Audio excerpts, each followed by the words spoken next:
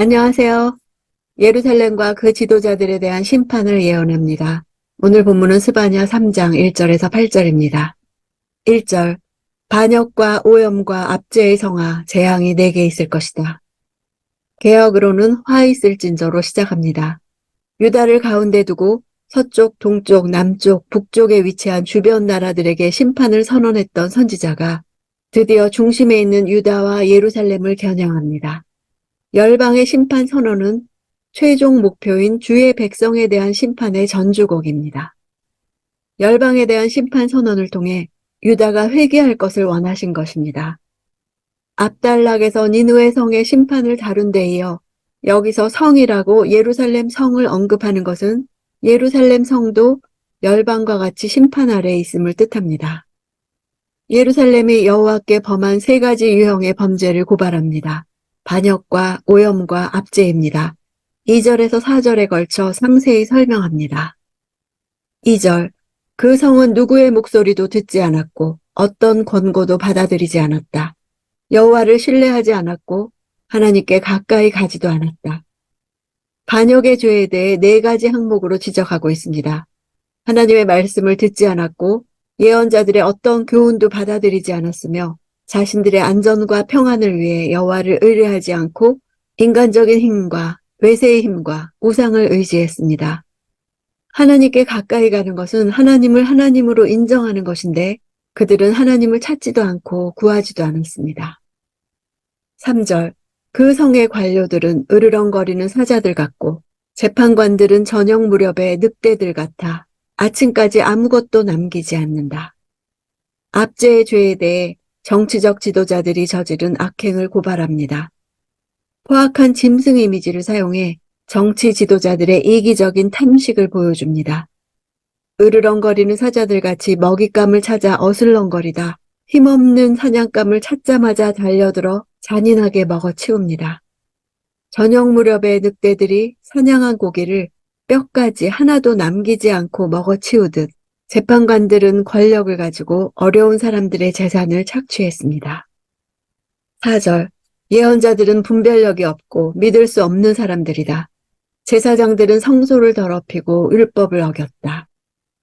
오염의 죄에 대해 누구보다도 종교적으로 정결해야 하는 예언자들과 제사장들의 부정함을 고발합니다. 분별력이 없다는 것은 거만하게 날뛰는 오만한 행위를 표현합니다. 하나님의 소명을 버리고 개인의 이익을 도모하기 위해 거만하게 행하는 예언자들을 묘사합니다. 그들의 메시지는 진실이 결핍되었기 때문에 더 이상 백성들을 여호와의 말씀으로 인도하지 못합니다. 성소를 더럽히는 제사장들의 죄악상은 이미 사무엘 시대의 엘리 제사장의 아들들의 행위에서 드러난 바 있습니다. 1장에서 밝힌 것처럼 이들은 성전에서 이교도의 의식을 행하기도 했습니다. 5절, 그 성의 여호와께서는 의로우시다. 그분은 불의를 행치 않으신다. 아침마다 그분의 공의를 베푸시며 새 날이 올 때마다 어김없이 공의를 베푸신다. 그러나 불의한 사람들은 수치를 모른다. 유다의 어두운 실상과 달리 여호와는 그들과 함께 그 성에 계시면서 다 보고 계시면서 의로우셨습니다. 여호와의 의로우심에 대한 강조는 현재 여호와를 거역하고 온갖 범죄를 저지르는 악인들에 대한 심판을 예견케 합니다. 아침마다 공의를 베푸신다는 것은 아침까지 아무것도 남기지 않는 늑대 같은 재판관들과 뚜렷한 대조를 보여줍니다. 아침마다 새로운 일을 행하시는 의로우신 여호와의 성품은 예레미야 애가 3장 22절에서 23절을 연상시킵니다. 여호와의 자비와 긍휼이 무궁하심으로 우리가 진멸되지 아니함이니이다. 이것이 아침마다 새로우니 주의 성실이 크도서이다. 그러나 그들은 자신들이 행하는 불의에 대해 수치를 알지 못했기 때문에 불의를 저지르는 것입니다. 6절, 내가 나라들을 멸했다. 성 모퉁이 망대를 부수고 내가 그 거리들을 폐허로 만들어 아무도 다니지 못하게 했다. 그들의 성이 파괴됐다. 한 사람도 단 한 명의 주민도 남지 않았다. 스바냐는 이미 과거에 발생했던 열방의 심판 사건들을 연상시켜 현재의 예루살렘 백성들에게 경고합니다. 여기서 나타나는 시제는 성경의 예언들에서 자주 나타나는 시간의 복합성이라고 하는 것입니다. 과거의 사건을 말함과 동시에 미래의 사건을 말하거나 현재의 사건을 말하면서 미래의 사건을 예시하는 등 과거와 현재, 현재와 미래, 과거와 미래 등이 복합적으로 뒤섞여 있는 것을 말합니다. 1차적으로 가나안 정복과 관련된 이방 여러 나라들의 멸망과 관련된 과거 사건을 언급하고 있지만 또한 앞으로 있을 여호와의 심판에 따른 열국의 멸망을 예시하는 것이기도 합니다. 과거에 하나님이 이방을 심판하신 바와 같이 예루살렘도 그들과 같이 심판당하게 될 것을 경고하는 것입니다.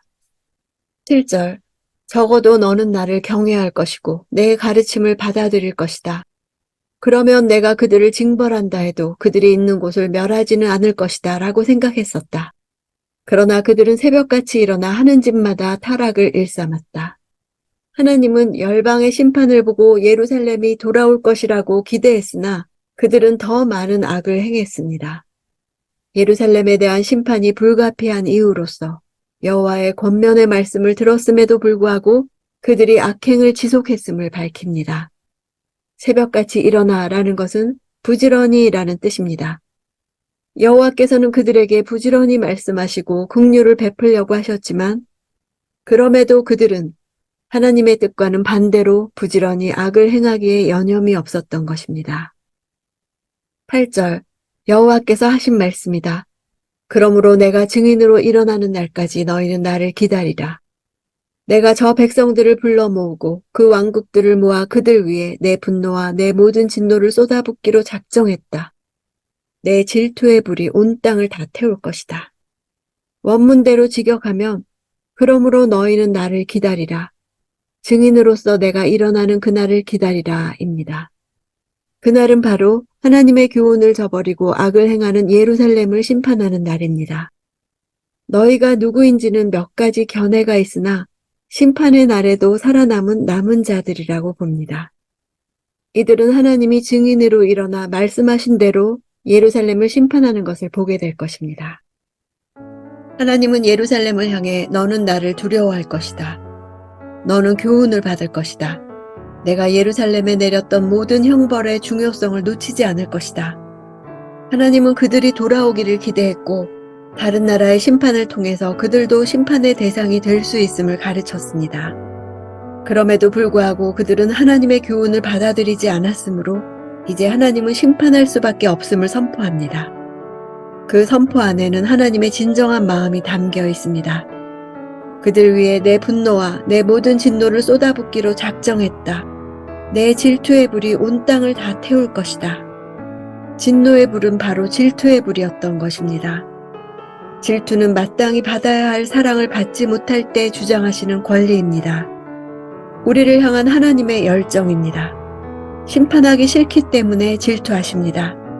이 격렬한 감정은 곧 하나님의 사랑의 반영인 것입니다. 하나님의 사랑이 깊은 만큼 그로 말미암은 분노도 당연히 클 수밖에 없는 것입니다. 아직도 예루살렘 가운데에 거하시는 하나님은 예루살렘이 하나님께로 돌아오게 될 것이라는 미련을 버리지 못하셨습니다.